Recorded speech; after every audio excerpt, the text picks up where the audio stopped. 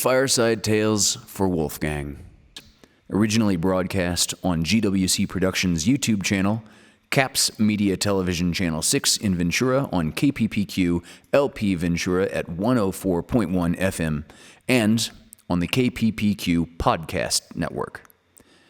Episodes can also be viewed on Pasadena Media, either on Spectrum Charter Channel 32 or on AT&T Uverse Channel 99. Fireside Tailes for Wolfgang, Episode 70. Greetings and salutations. I'm Hunter Ackerman, here to read some classic literature for you. Wallace Stephens. Oh, we thought this would be an excellent night for Wallace Stephens. Wallace Stephens was born in 1879 and died in 1955. Though he didn't receive widespread recognition until later in life, much like Bill Withers and Morgan Freeman, Wallace Stephens is now considered one of the major American poets of the century. His genius and mastery is in his imagination, whimsy, and relation to both the English Romantics and the French symbolists. Wallace Stephens had wanted to devote his life to literature, but his father, who was a lover of literature, counseled him to stop writing and study the law. Stephens, a very practical fellow. Stephens attended Harvard, but later attended the New York School of Law from 1901 to 1904. By 1913, Stephens was enjoying great success in the field of insurance law. Unlike many aspiring artists, he was hardly stifled by steady employment. When he started writing poetry again, he confided in a letter to his wife that writing was absurd as well as fulfilling. Stephens was a provocative thinker. He vigorously explored the notion of poetry as the supreme fusion of the creative imagination and objective reality.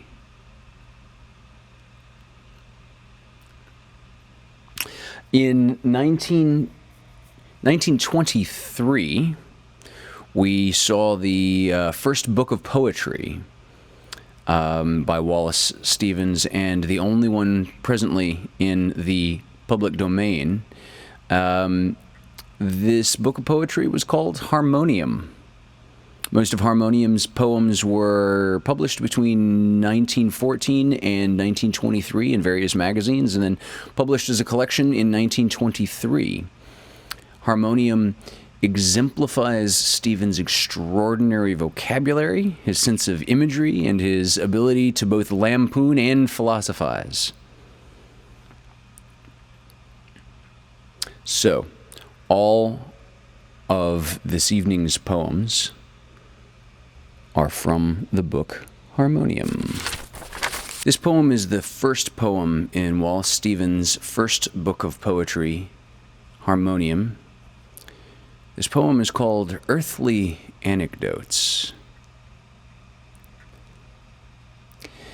Every time the bucks went clattering over Oklahoma, a firecat bristled in the way. Wherever they went clattering until they swerved in a swift circular line to the right because of the firecat.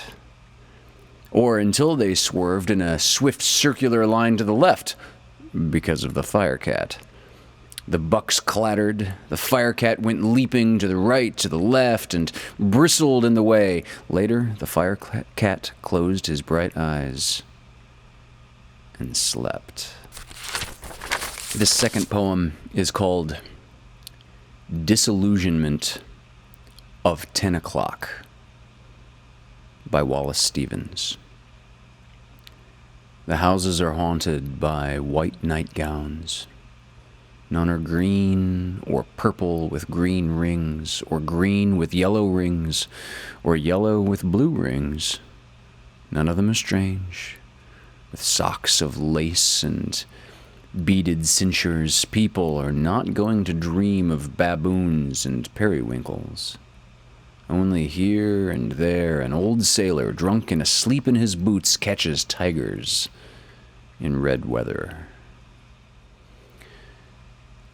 This poem is called Tea by Wallace Stephens. And I want to point out that in the first line, there's a reference to an elephant's ear. And it's not actually talking about the ear of the large terrestrial mammal. An elephant's ear is a green-leafed plant, particular species. When the elephant's ear in the park shriveled in the frost, and the leaves on the paths ran like rats, your lamplight fell on shining pillows of sea shades and sky jades, like umbrellas in Java. This poem is called Theory by Wallace Stephens. I am what is around me. Women understand this. One is not Duchess 100 yards from a carriage. These that are portraits, a black vestibule, a high bed sheltered by curtains.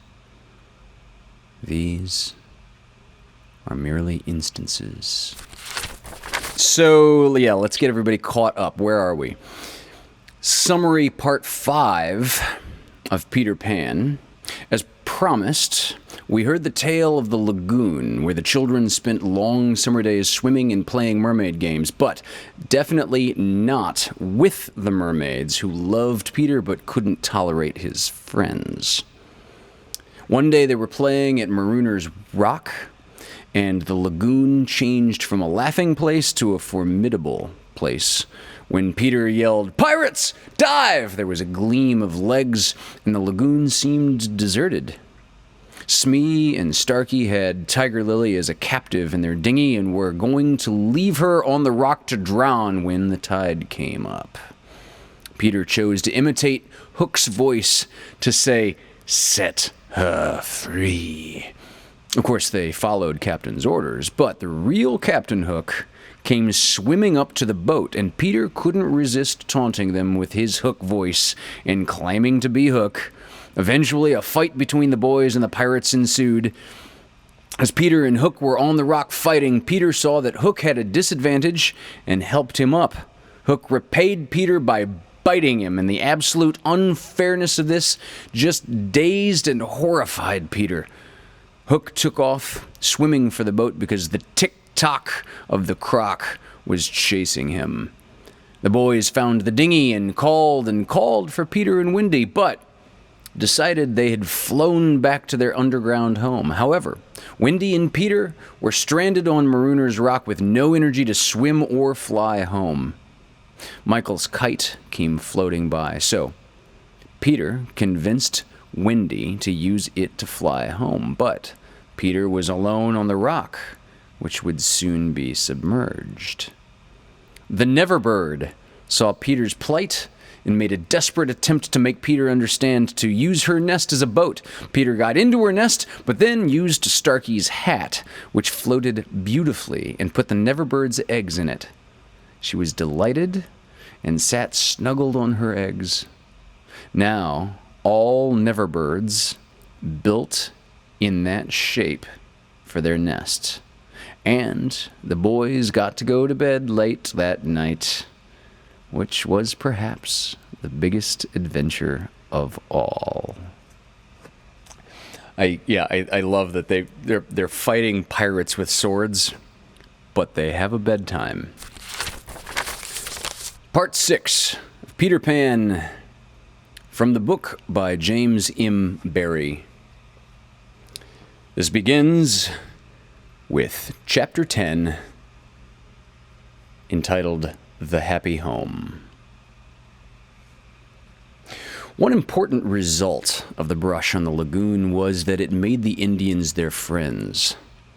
Peter had saved Tiger Lily from a dreadful fate, and now there was nothing she and her braves would not do for him.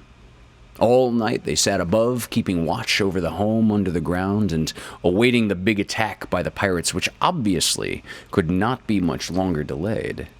Even by day they hung about, smoking the pipe of peace.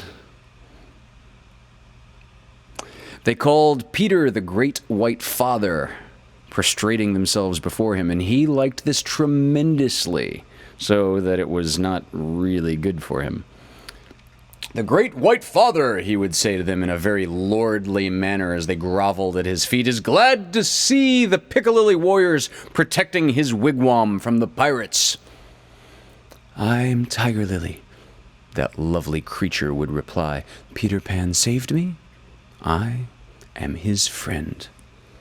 I will not let pirates hurt him." Peter would answer, "It is good. Peter Pan has spoken."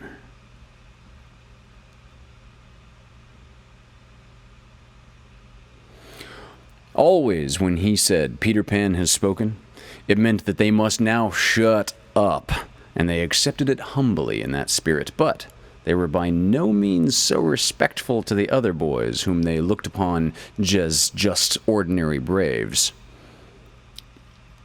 We have now reached the evening that was to be known amongst them as the Night of Nights, because of its adventures and their upshot.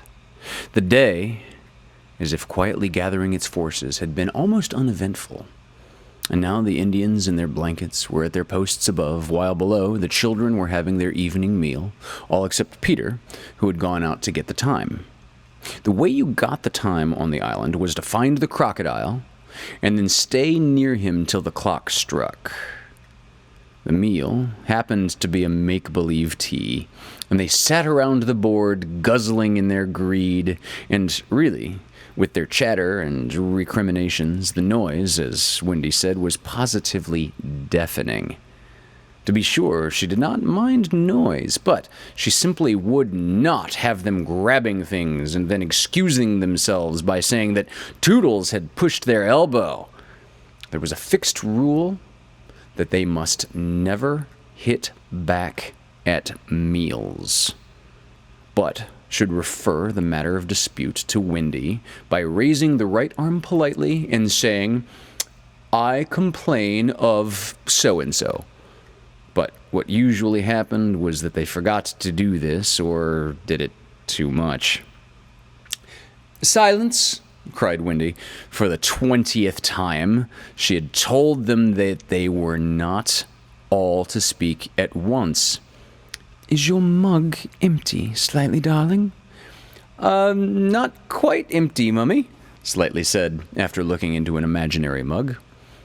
"He hasn't even begun to drink his milk," Nibs interposed. This was telling, and Slightly seized his chance. "I complain of Nibs," he cried promptly. John, however, had held up his hand first. "Well, John?" "May I sit in Peter's chair, as he's not here?" "Sit in Father's chair, John?" Wendy was scandalized. "Certainly not." "He's not really our father," John answered. "He didn't even know how a father does till I showed him." This was grumbling. "We complain of John!" cried the twins. Toodles held up his hand. He was so much the humblest of them. Indeed, he was the only humble one that Wendy was specially gentle with him. "I don't suppose," Toodles said diffidently, "that I could be father?" "No, Toodles." Once Toodles began, which was not very often, he had a silly way of going on. "As I can't be father," he said heavily, "I don't suppose, Michael, you would let me be baby?" "No, I won't," Michael rapped out. He was already in his basket. As I can't be baby," Toodles said, getting heavier and heavier and heavier. "Do you think I could be a twin?" "No, indeed," replied the twins. It's awfully difficult to be a twin. As I can't be anything important, said Toodles. Would any of you like to see me do a trick? No, they all replied. Then, at last, he stopped. I hadn't really any hope, he said. The hateful telling broke out again. Slightly's coughing on the table. The twins began with cheesecake. Curly is taking both butter and honey. Nibs is speaking with his mouth full. I complain of the twins. I complain of Curly. I complain of Nibs. Oh dear, cried Wendy. I'm sure I sometimes think that spinsters are to be envied. She told them to clear away and sat down to her work basket, a heavy load of stockings, and every knee with a hole in it, as usual. Wendy, remonstrated Michael, I'm too big for a cradle. I must have somebody in a cradle, she said almost tartly, and you are the littlest. A cradle is such a nice, homely thing to have about a house. While she sewed, they played around her. Such a group of happy faces and dancing limbs lit up by that romantic fire. It had become a very familiar scene, this in the home under the ground, but we are looking on it for the last time. There was a step above, and Wendy, you may be sure, was the first to recognize it. Children, I hear your father's step. He likes you to meet him at the door. Above, the Indians were with Peter. Watch well, braves. I have spoken. And then, as so often before, the happy children dragged him from his tree, and, as so often before, but never again. He had brought nuts for the boys, as well as the correct time for Wendy. Peter, you just spoil them, you know, Wendy simpered. Ah, old lady, said Peter. It was me who told him that mothers are called old lady, Michael whispered to Curly.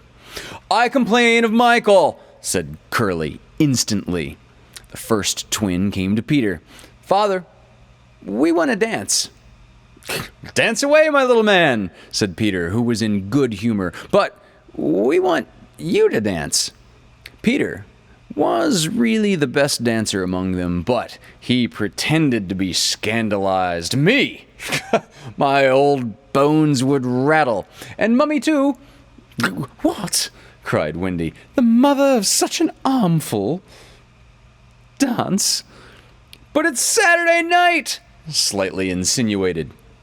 It was not really Saturday night. At least it may have been, but they had so long lost count of the days. But always, if they wanted to do anything special, they said this was Saturday night. And then they did it. Of course, it is Saturday night, Peter, Wendy said, relenting. So, they were told they could dance, but they must put on their nighties first. Ah, old lady, Peter said, aside to Wendy, warming himself by the fire and looking down at her as she sat darning a sock. There's nothing more pleasant of an evening for you and me when the day's toil is over than to rest by the fire with the little ones nearby. It is sweet, Peter, isn't it? Wendy said, frightfully gratified. Peter, I think Curly has your nose. Michael takes after you. He looked at her uncomfortably, blinking. You know, like one not sure whether he was awake or asleep. Peter, what is it? I was just thinking, he said, a little scared. It is only make-believe, isn't it, that I'm their father? Oh, yes, said Wendy, primly. You see, he continued apologetically, it would make me seem so old to be their real father. But they are ours, Peter, yours and mine. But not really, Wendy, he asked anxiously. Not if you don't wish it, she replied, and she distinctly heard his sigh of relief. Peter, she asked, trying to speak firmly, what are your exact feelings to me? Those of a devoted son, Wendy. I thought so, she said, and went and sat by herself at the extreme end of the room. You are so strange, he said, frankly puzzled, and Tiger Lily is just the same. There's something she wants to be to me, but she says it's not my mother. No, indeed it is not, Wendy replied with frightful emphasis. Then what is it? It isn't for a lady to tell. Oh, very well, Peter said, a little nettled. Perhaps Tinkerbell will tell me. Oh yes, Tinkerbell will tell you, Wendy retorted scornfully. She is an abandoned little creature. At this, Tink, who was in her bedroom, eavesdropping, squeaked out something impudent. She says she glories in being abandoned, Peter interpreted. He had a sudden idea. Perhaps Tink wants to be my mother. You silly ass! Cried Tinkerbell in a passion. She had said it so often that Wendy needed no translation. I almost agree with her, Wendy snapped. Fancy. Wendy snapping. But she had been much tried, and she little knew what was to happen before the night was out. If she had known, she would not have snapped. None of them knew. Perhaps it was best not to know. Their ignorance gave them one more glad hour, as it was to be their last hour on the island. Let us rejoice that there were 60 glad minutes in it. They sang and danced in their nightgowns.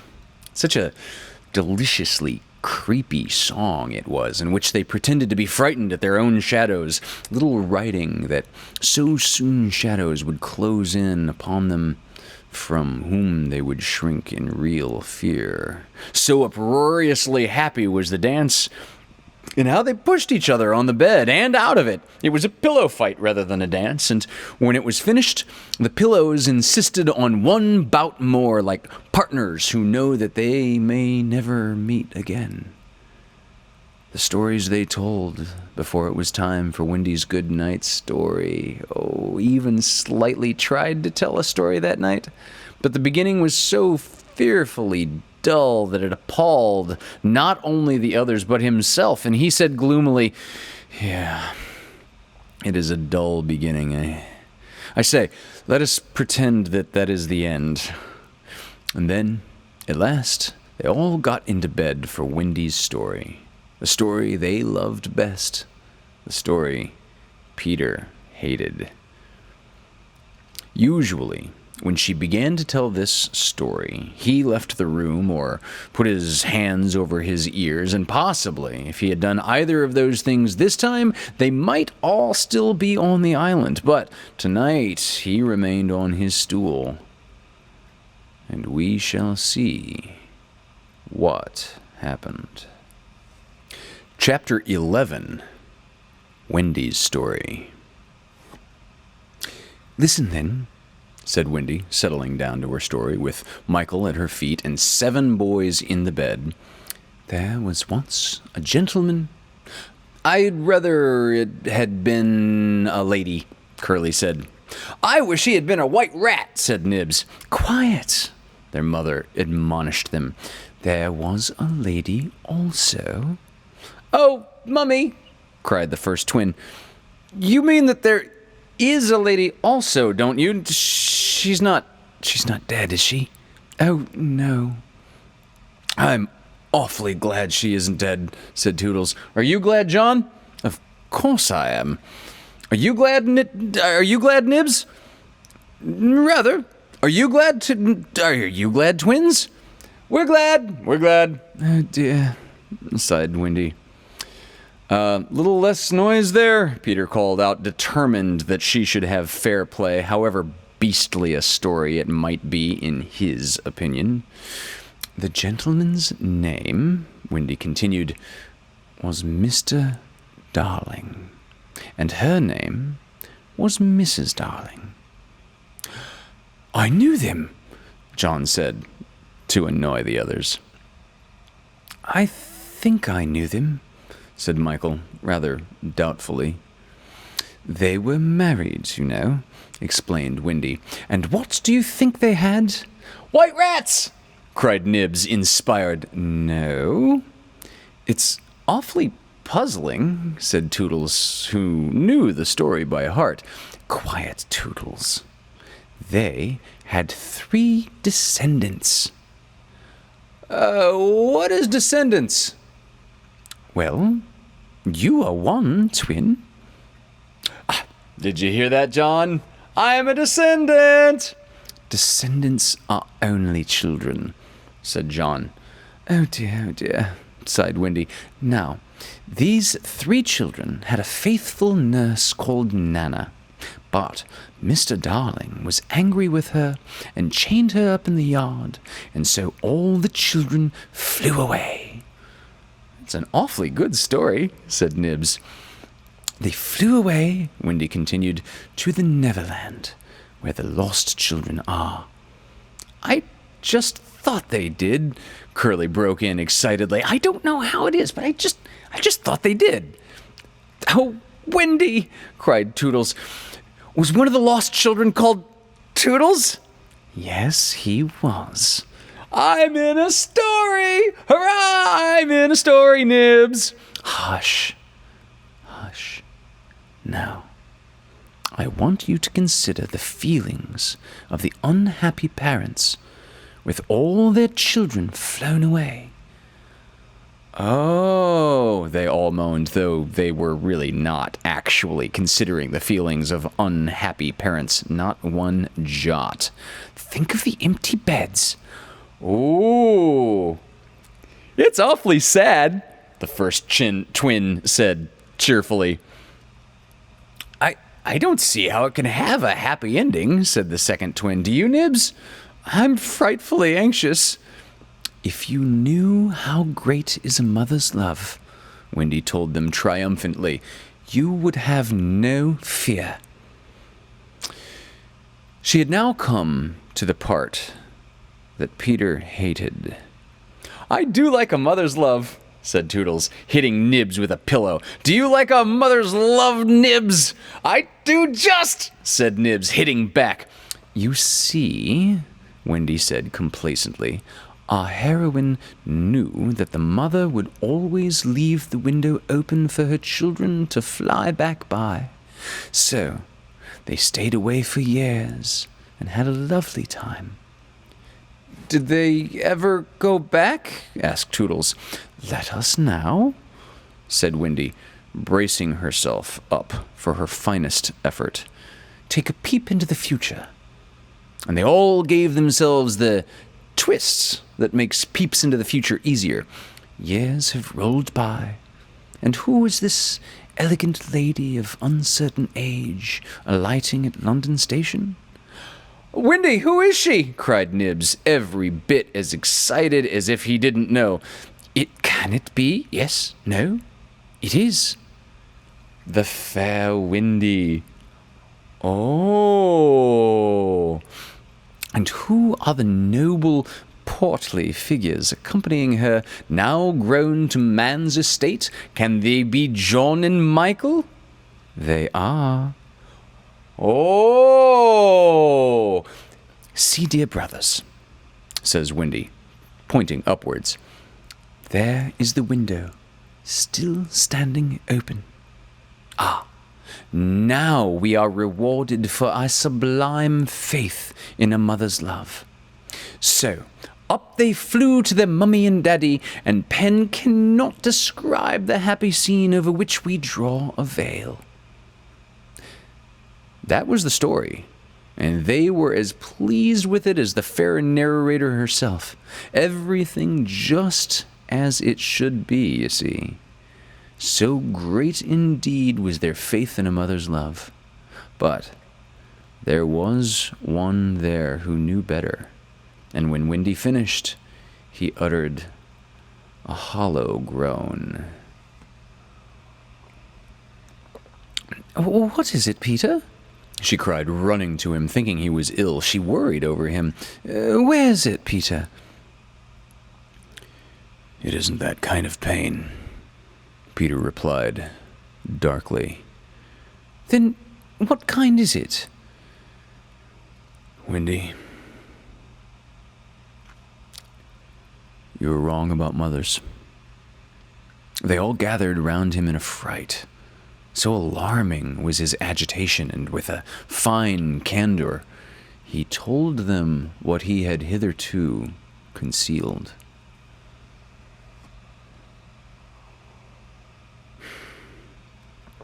"Long ago," he said, "I thought, like you,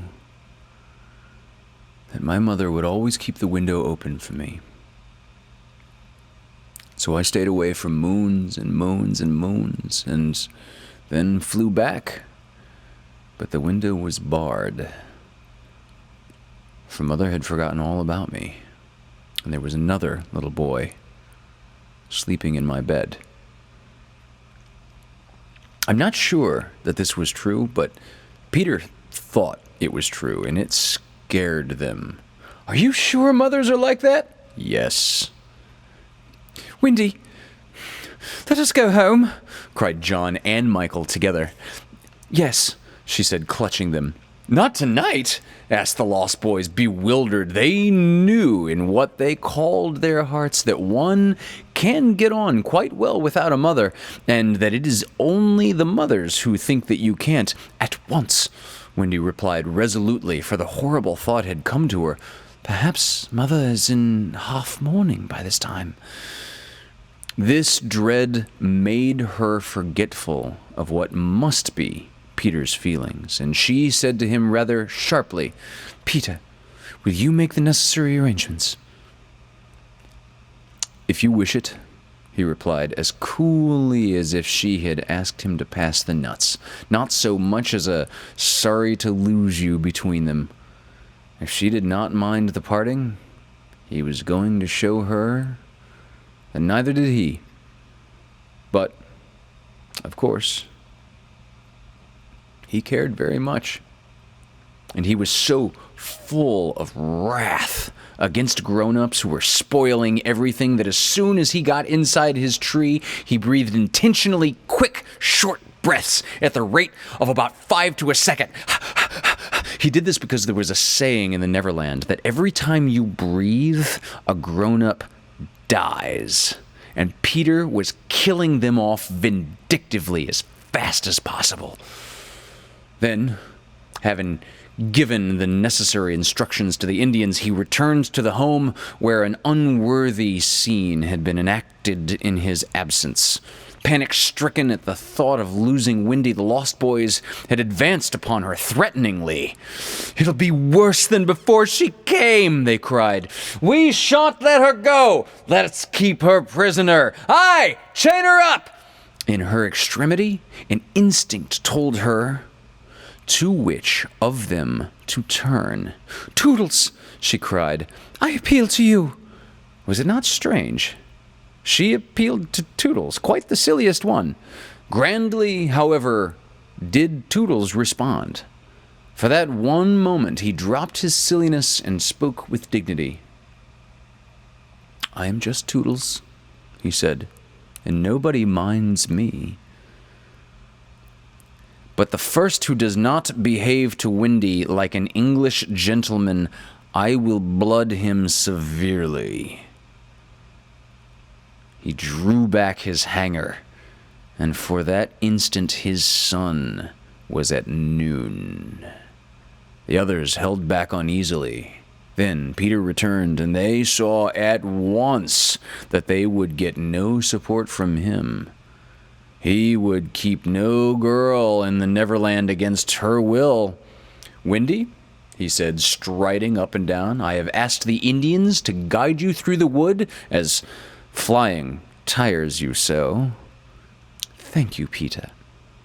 "Then," he continued in the short, sharp voice of one accustomed to be obeyed, "Tinkerbell will take you across the sea. Wake her, Nibs."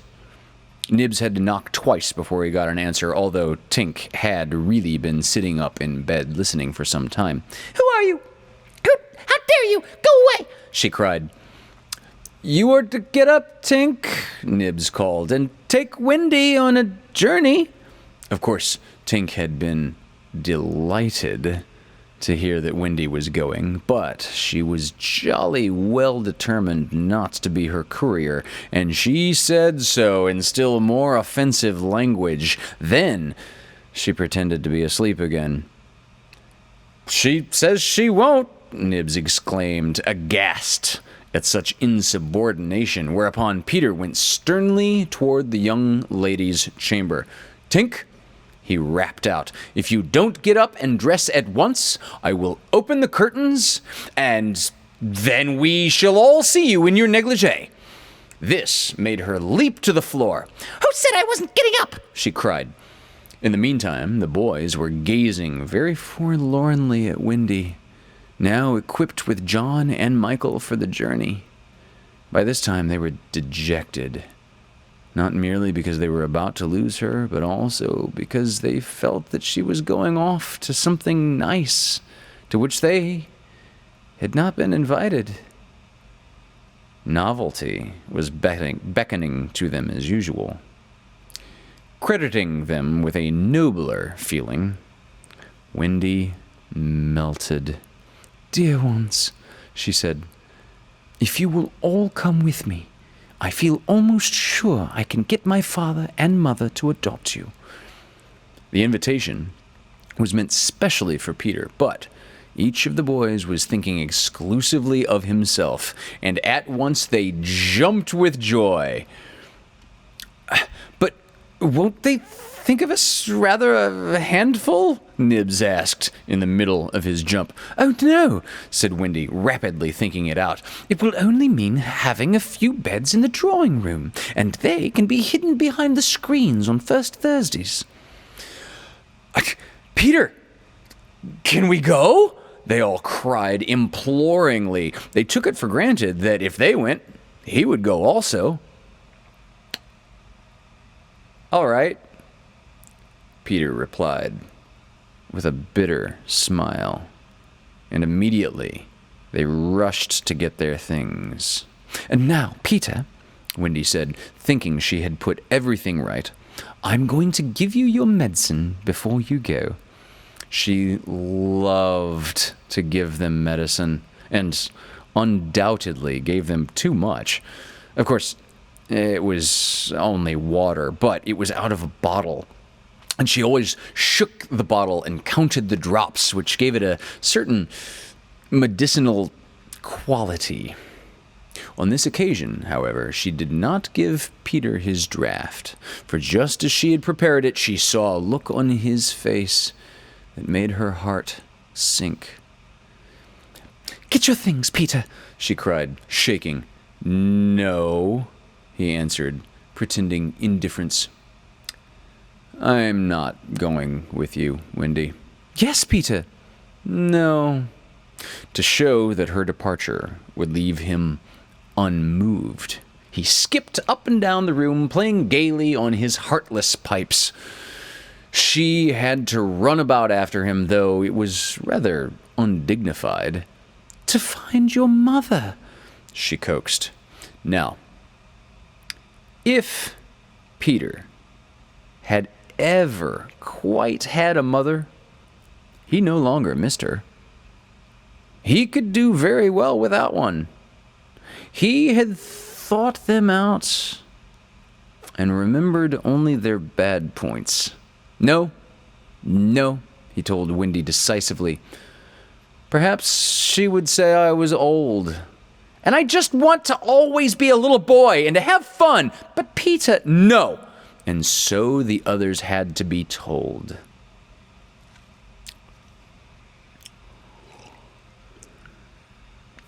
Peter isn't coming. Peter? Not coming? They gazed blankly at him, their sticks over their backs, and on each stick was a bundle. Their first thought was that if Peter was not going, he had probably changed his mind about letting them go. But he was far too proud for that. If you find your mothers, he said darkly, I hope you will like them. The awful cynicism of this made an uncomfortable impression, and most of them began to look rather doubtful. After all, their faces said, were they not ridiculous to want to go? Now then, cried Peter, no fuss, no blubbering, goodbye, Wendy. And he held out his hand cheerily, quite as if they must really go now, for he had something important to do. She had to take his hand, and there was no indication that he would prefer a thimble. You will remember about changing your flannels, Peter, she said, lingering over him. She was always so particular about their flannels. Yes. And you will take your medicine. Yes. That seemed to be everything, and an awkward pause followed. Peter, however, was not the kind that breaks down before other people. Are you ready, Tinkerbell? He called out. Aye, aye. Then, lead the way. Tink darted up the nearest tree, but no one followed her, for it was at this moment that the pirates made their dreadful attack upon the Indians. Above, where all had been so still, the air was rent with shrieks and the clash of steel. Below, there was dead silence. Mouths opened and remained open. Wendy fell on her knees, but her arms were extended toward Peter. All arms were extended to him, as if suddenly blown in his direction. They were beseeching him mutely not to desert them. As for Peter, he seized his sword, the same he thought he had slain Barbecue with, and the lust of battle was in his eye. End of part 6. And now for Ask Hunter Anything, where I answer questions submitted by you, the viewers. Please know that these episodes are live streamed on the Hunter's Acoustic Cabin YouTube channel every Monday evening at 9 o'clock California time. Before they're made into this broadcast version. So you may hear reference to those who chat with me during my answers. And hey, if you have a question that you would like answered on Fireside Tailes for Wolfgang, email me using the email address AskHunterAnything@gmail.com. So I got a really interesting question. I was asked in person.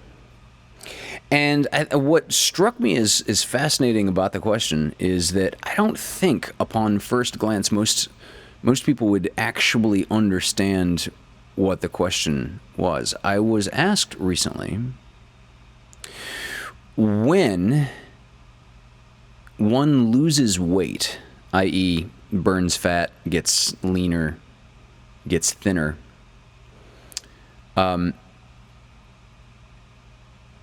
where does that weight go? How does that weight exit, as it were? The person that was asking me was confused about the mechanism of how energy is stored in the body. The person who was asking me was thinking, well, like, E equals mc squared, right? So matter and energy, the body converts matter into energy. And wait. E equals mc squared, etc. Yes, that is true. But your body does not have a nuclear fusion reactor inside of it. The way that the body stores energy, the way that the body takes in energy is all chemical in nature. It's not nuclear in nature. So there's no converting of matter into energy that's going on in this exchange. When the body stores energy, it's chemically more similar to compressing a spring and then like locking that spring down in a way that later when you need that energy, you can release that spring.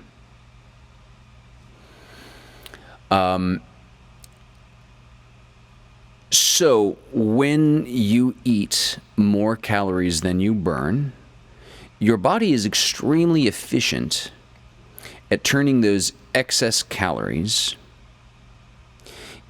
into stored fat cells. And then later, as let's say you do whatever you do to get yourself into a caloric deficit, you do some cardio or you just eat less or however you successfully diet. When you actually do successfully diet and lose scale weight, we'll call it, lose body weight as measured by a bathroom scale, the way that weight leaves your body surprises most people.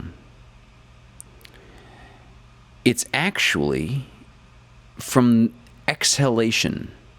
So you exhale in terms of carbon dioxide and water vapor. When you lose 5 pounds, according to the bathroom scale, you have not lost that 5 pounds, let's say, necessarily in the bathroom. You have lost that 5 pounds very slowly, very gradually, eventually, by exhalation. This kind of intuitively makes sense when you think about that if you do a bunch of cardiovascular or aerobic activity and burn a lot of calories that way, that you get to breathing hard. And as you breathe hard, you exhale a lot. You exhale a lot of carbon dioxide, a lot of water vapor. And the weight then that you lost from the scale is literally exhaled. So I thought that was a really, really fascinating question because again, the person who asked me the question was completely off base, thinking that there was some kind of nuclear reaction of converting matter into energy going on in the human body. Like, no, we're complex organisms, but we're not nuclear reactor complex. We're still carbon-based organic beings. And yeah, we do all of our things on in terms of chemical storage, chemical potential, chemical expenditure of energy. And another Ask Hunter Anything question. Remember, you can submit your questions too by using the email address AskHunterAnything@gmail.com. Christina wanted to know, is the phenomenon of a beer belly, does that have a scientific basis? Or is it just kind of a meaningless urban legend, as it were? No, the short answer, or is alcohol just alcohol? Or does some of it make you fatter? So here's what's going on. Alcohol by itself is inherently high calorie. It is a very combustible fuel. If you pour pure or even just high proof liquor onto fire, it literally busts into flame. It hugely spouts up the flame like a kerosene or like a gas, for example. That's just because of how extremely energy dense alcohol as a substance is. And so the bottom line there is it's got a lot of calories in it. Now, if you were to literally match alcohol content of, say, 1 glass of beer and 1 glass of whiskey, so that you were taking in literally the same exact amount of alcohol with this glass of whiskey as you were with this glass of beer, the beer still comes out with more calories, because the other stuff that is not alcohol, that is in whiskey, that flavors that alcohol and makes it recognizable as whiskey, doesn't have nearly as many calories as the carbohydrate load that accompanies the alcohol in the glass of beer. So if you're just having the same amount of calories, to go back to our little thought experiment here, if you're having the same amount of alcohol in both beverages, then you're having the same amount of calories from alcohol in both beverages. But with the beer, you're also having the equivalent of a couple of slices of bread. That's also why beer is very filling. And with a lot of folks, beer might make you sleepy, because it's like having a bunch of alcohol and then eating an entire loaf of bread. So yeah, a beer belly is absolutely a real phenomenon. Also, there's a little something that something slightly additional going on here with alcohol in particular. So you've got a couple of different types of fat in your body. You have subcutaneous fat, so this is fat that's right underneath the skin, subcutaneous. And then you've got visceral fat. Viscera, or visceral in its adjective form, the viscera are your organs. So in this case, quite specifically, the organs in your belly.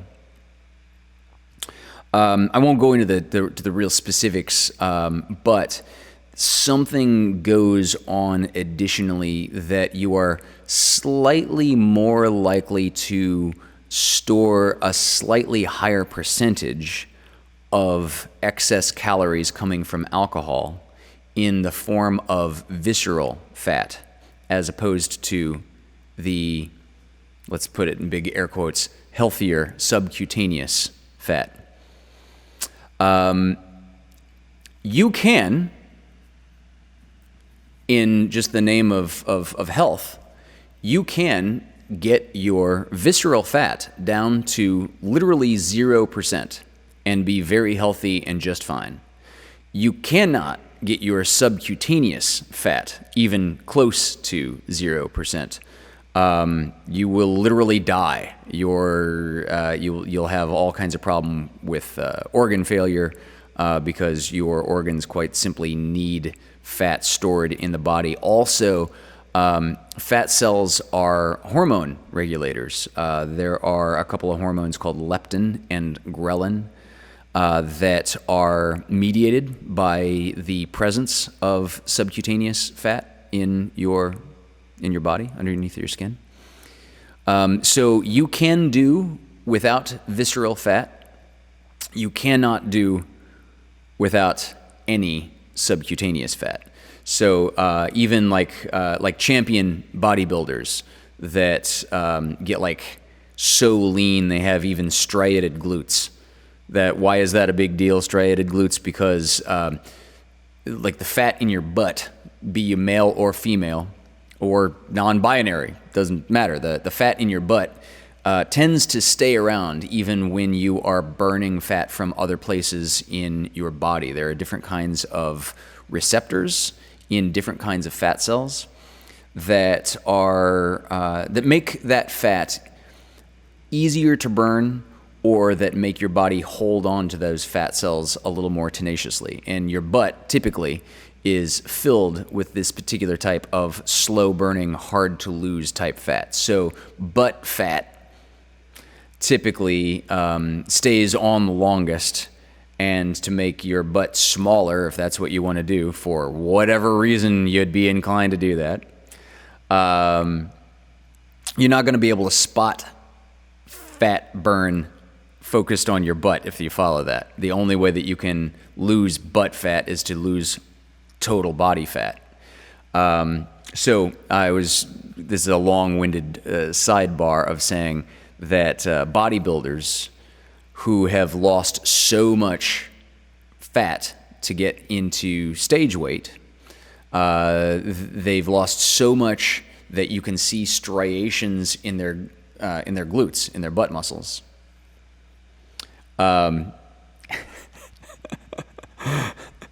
Even they will have some very small percent of subcutaneous fat remaining. Frequently, it'll be, say, in the 4% area, but they will probably have literally 0% visceral fat. Okay, I'm going to cut it off there. Thank you for joining us for this episode of Fireside Tales for Wolfgang. You can view more of my work at Hunter's Acoustic Cabin. Directed by Hunter Ackerman. Produced by GWC Productions. In memory of Wolfgang Beastly. Originally broadcast on GWC Productions' YouTube channel, Caps Media Television Channel 6 in Ventura on KPPQ LP Ventura at 104.1 FM, and on the KPPQ Podcast Network. Episodes can also be viewed on Pasadena Media, either on Spectrum Charter Channel 32 or on AT&T UVerse Channel 99.